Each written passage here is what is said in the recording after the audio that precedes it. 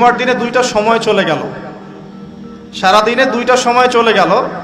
এই দুইটা সময়ে আল্লাহর কাছে যা চাইতাম তাই পাইতাম।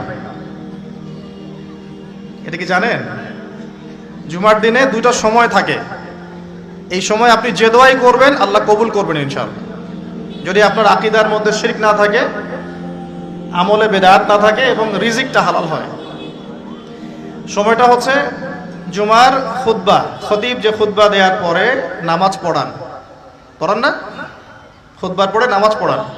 খুতবা শুরু হওয়া থেকে নামাজ শেষ হওয়ার এই যে মধ্যবর্তী সময়, এই সময় দোয়া কবুল হয়। আজকে আমরা কয়জন দোয়া করেছি?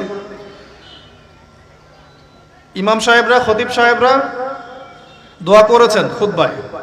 জনগণ আমরা আরবি সম্পর্কে এতটাই অজ্ঞ যে যখন ইমাম দোয়া করেন ওইটা যে দোয়া, এই দোয়ার সাথে আমিন বলতে হবে এটাও আমাদের জানা থাকে না। প্রত্যেক মেম্বর থেকে আজকে বলা হয়েছে আল্লাহুম্মা আইজ্জাল ইসলাম ওয়াল মুসলিমিন, তখন মানুষ বসে বসে আঙ্গুল ফুটায়, মোবাইল টিপে, জানেই না যে দোয়া হচ্ছে আল্লাহুম্মা আইজ্জাল ইসলাম ওয়াল মুসলিমিন, আল্লাহ ইসলাম এবং মুসলমানদেরকে তুমি ইজ্জত দাও, সম্মান দাও। ওয়াদিল্লাহ শিরকা ওয়াল মুশরিকিন, প্রত্যেক খতিব বলেছেন আজকে আল্লাহ তুমি মুশরিকদেরকে এবং শিরককে অপদস্থ করো। ওয়াদাম্মির আ'দা আদ-দ্বীন, তোমার দ্বীনের যত শত্রু আছে আল্লাহ তাদেরকে ধ্বংস করে দাও। ওয়ানসুর ইবাদাকাল মুমিনিন, আল্লাহ তোমার মুমিন বান্দাদেরকে তুমি সাহায্য করো। এগুলো কি দোয়া না? দোয়া না?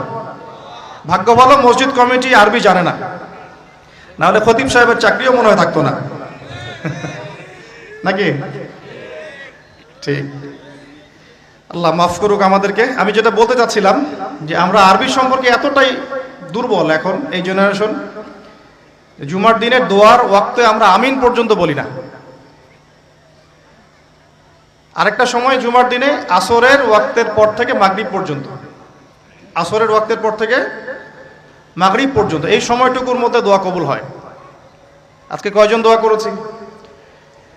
দোয়া হবে নিজের জন্যে, নিজের পরিবারের জন্যে, নিজের আত্মীয় স্বজনদের জন্যে, নিজের রিজিকের জন্যে, ব্যবসার জন্যে এবং উম্মতে মুহাম্মাদির জন্য। আজকের আলোচনার বিষয় দোয়া নয়, কিন্তু দোয়া একটা খুব গুরুত্বপূর্ণ বিষয়। কোন কোন ক্ষেত্রে মুসলিমদের কাছে এই দোয়ার অস্ত্র ছাড়া এখন আর কোনো অস্ত্র বাকি নাই। তো এই অস্ত্রটা কি আপনারা প্রয়োগ করতে পারবেন না পারবেন না? আল্লাহ পাক তৌফিক দান করুন, আমিন।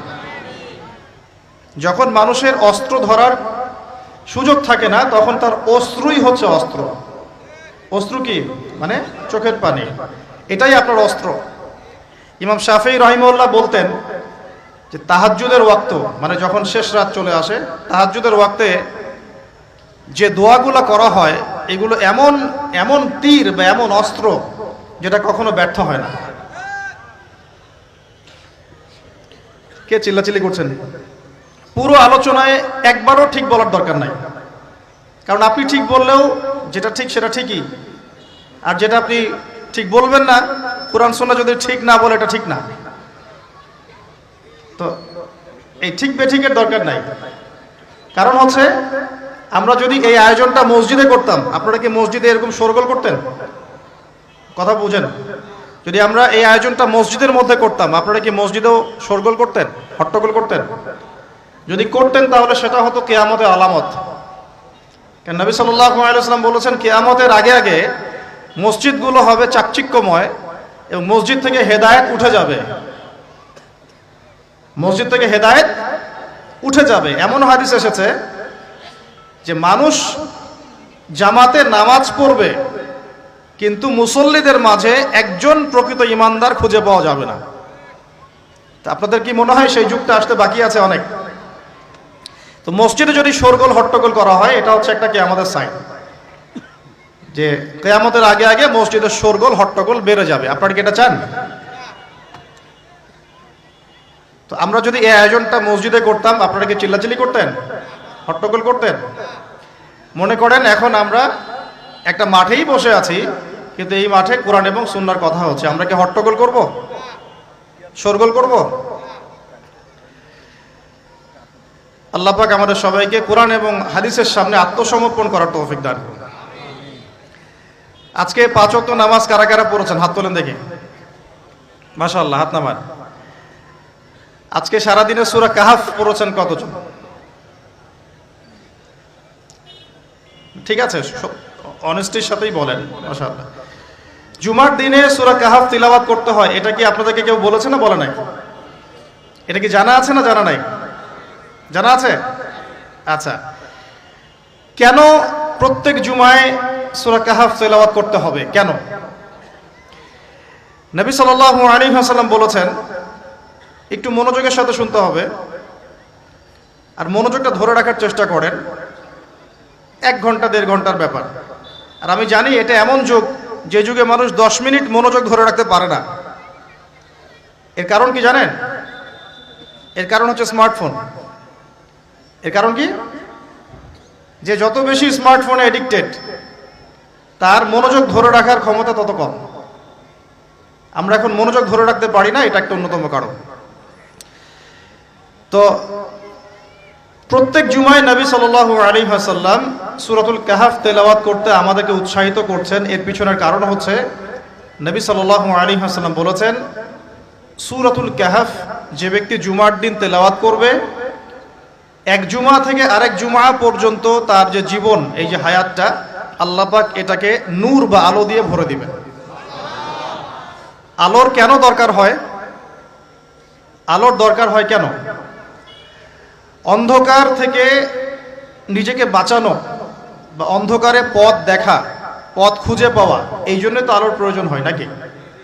তাহলে আপনার জীবনটাকে আলো দ্বারা ভরে দেওয়া হবে। অর্থাৎ আমরা যে পৃথিবীর জীবনে বসবাস করছি, চারপাশে অনেক অন্ধকার আছে, আছে কি নাই? এই অন্ধকারগুলো কাটিয়ে উঠতে আপনাকে সূরাতুল কাহাফ কাজে দিবে ইনশাআল্লাহ। তো নূর দিয়ে ভরে দেওয়ার অর্থ হচ্ছে আপনার জীবনটাকে আল্লাহ পাক ঈমানের নূর দিয়ে ভরে দিবেন ইনশাআল্লাহ। তো সূরা কাহাফের গুরুত্ব আছে না?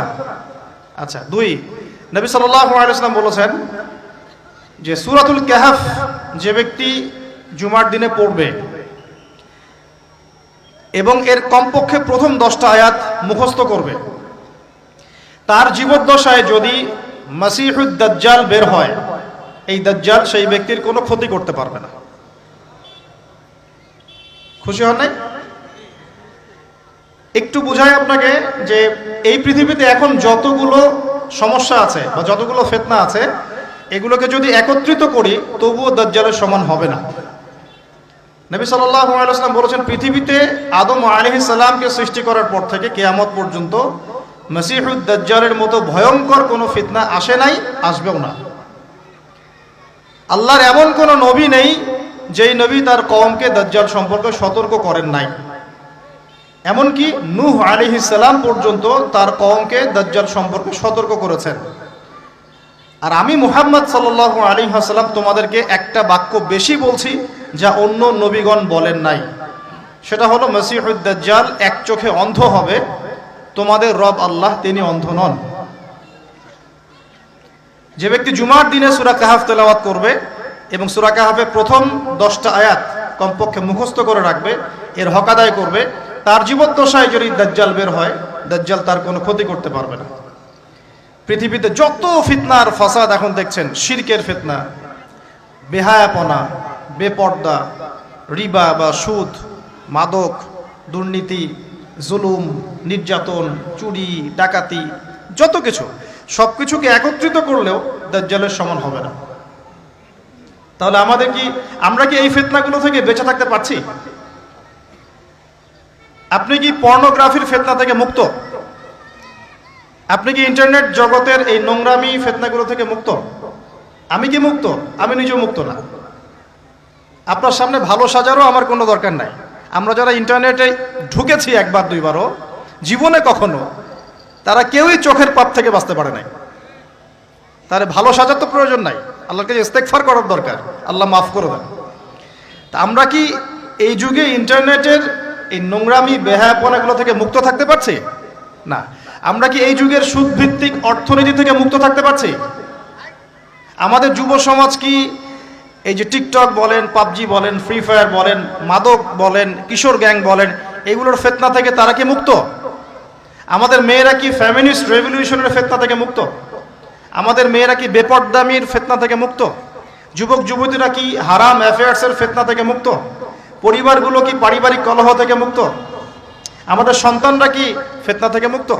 আমাদের প্রত্যেকটা খাবার কি বিশুদ্ধ, পরিশুদ্ধ না করাপ্টেড? আমাদের বিশ্বের পুরো পলিটিক্যাল সিস্টেমটা কি আল্লাহ পাকের আইন দ্বারা চলছে? আমাদের পুরো মুসলিম উম্মার প্রত্যেকটা জাতি আজকে কি কুফফারদের নির্যাতনের ফিতনা থেকে মুক্ত? তো আমরা যদি এই ফিতনাগুলো থেকে মুক্ত হতে না পারি, কিভাবে দাজ্জালের ফিতনা থেকে আমরা বাঁচতে পারি? আমি কি বুঝাতে পারছি দাজ্জালের ফিতনা কত বড়?